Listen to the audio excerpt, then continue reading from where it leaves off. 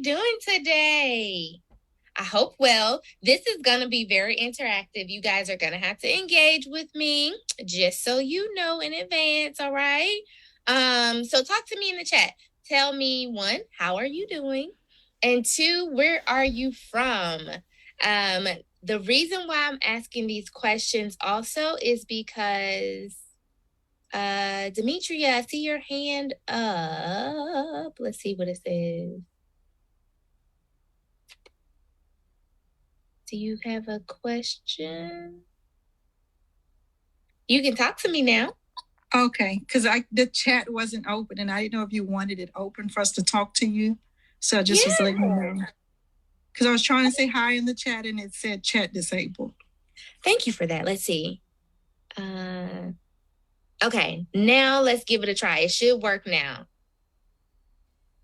Can everybody chat? Yes, it's good. Thank you. Perfect. Thank you. Yes, ma'am. All right. I appreciate that. Okay, so tell me, how are you doing? And where you're joining us from in the chat. And I asked this because community is important, which we'll be talking about tonight.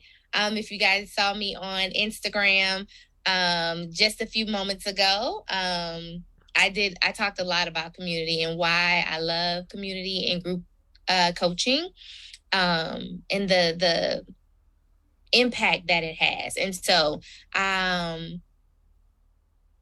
yes, you are muted. I can't hear you anymore. So, just so you know, yes.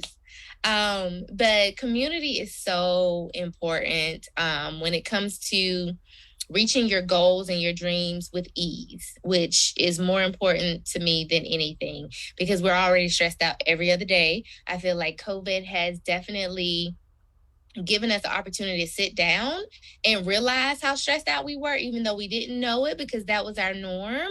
And so, yes, I want you guys to be able to make your dreams come true as easy as possible, right? Because it still takes work. But yes, okay, so DC Metro and South Carolina. Love it, love it. And so if anybody's close to each other, Austin, Texas, love it. I'll be flying to Texas soon in a couple of weeks or so.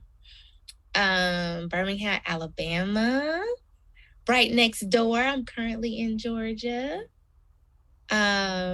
So yes. And even if you're not anywhere near anyone, this is why I love Virtual Land, because for me, those people who understood me, who truly got me, were not in my area code and zip code. So for the longest, I felt like I was on an island by myself.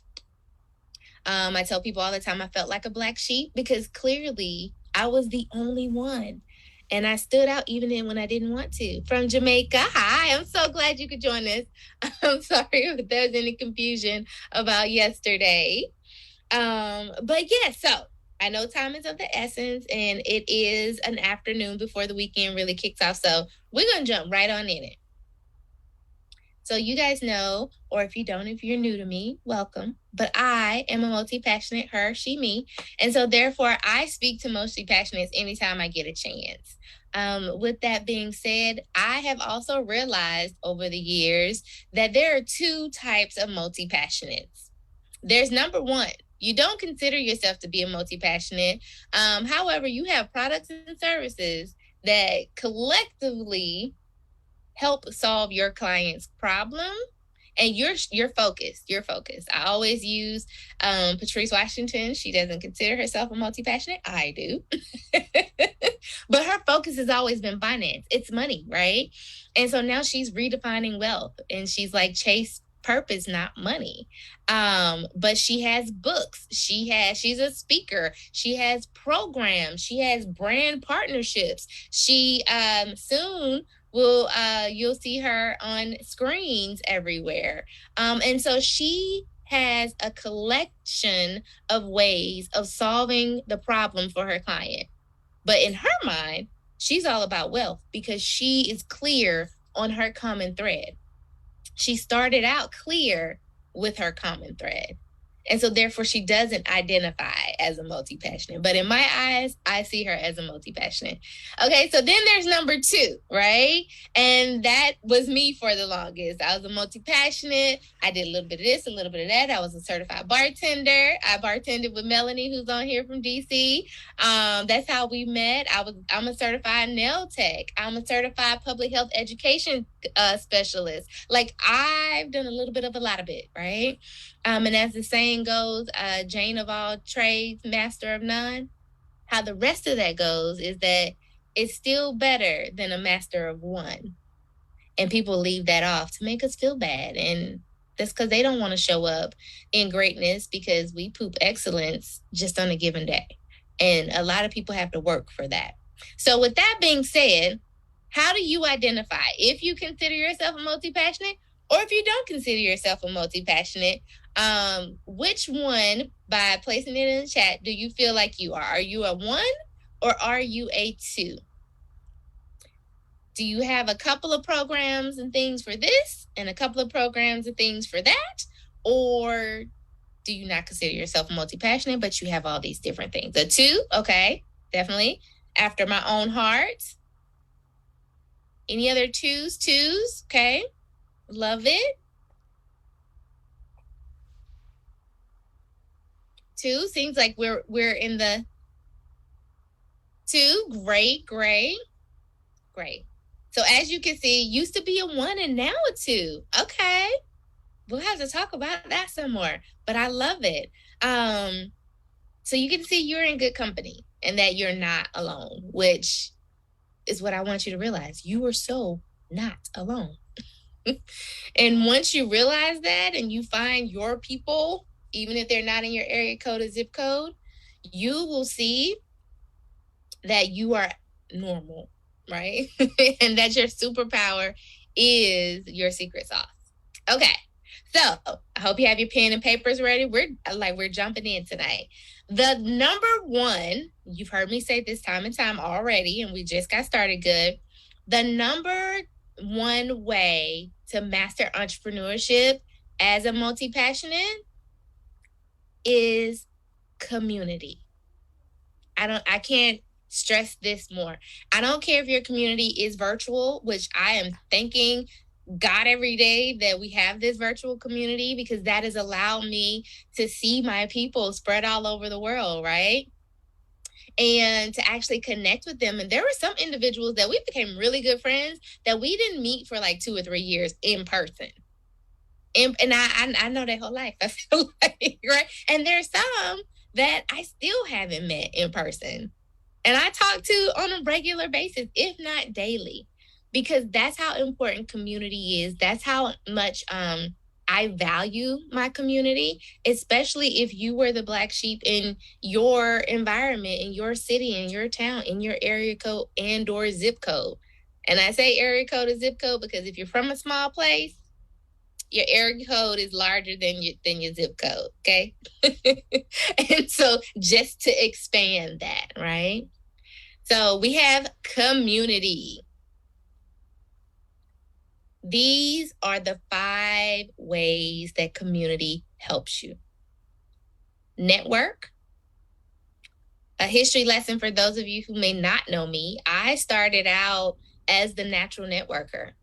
I was very much so shy and introverted, now more so an ambivert, but which is in the middle between extrovert and introvert. But I was teaching students and introverts how to network, because most introverts hate networking. And I'm like, what are you talking about? I love networking. 1, because I love people. I really thought this was a common song, and then I realized it was a Girl Scout song, but make new friends and keep the old. One is silver and the other is gold. I am a strong proponent for no new friends, KNOW. Not Drake's version of crossing people out, right? And not making any more new friends, but I am a strong proponent for making new friends. And so when I would network, I literally made friends. These weren't people that I was just looking to use to reach a goal. No, it was a community. So that if I needed something later, if they needed something later, we were showing up for one another, because that's how we approached it. And that is why my network now is so robust. I literally borderline can call somebody and be like, a client needs X, Y, and Z. And they'd be like, okay. One, because I'm protective over my network, so they trust me. They know I'm not just going to introduce them to some schmo blow that's going to waste their time, or someone that's just going to be a leech. They know I'm going to introduce them to someone who's solid, who has followed through, who really truly wants to reach a goal or make their dreams come true, and who truly supports other people in doing that as well. I just feel good people should meet good people. And if you're in my network, you're good people. I may know you, but I might not consider you in my network if I don't feel that you're good people, because I want to make that introduction and walk away. And I want to leave it in you guys' hands to be adults and become friends, actually. I want my friends to be each other's friends, right? And so it becomes a network, literally connections all over the world. That is a network. And I want you to use your community as such. A lot of times we'll DIY in the dark. We won't ask for help. We won't tell people what we're doing.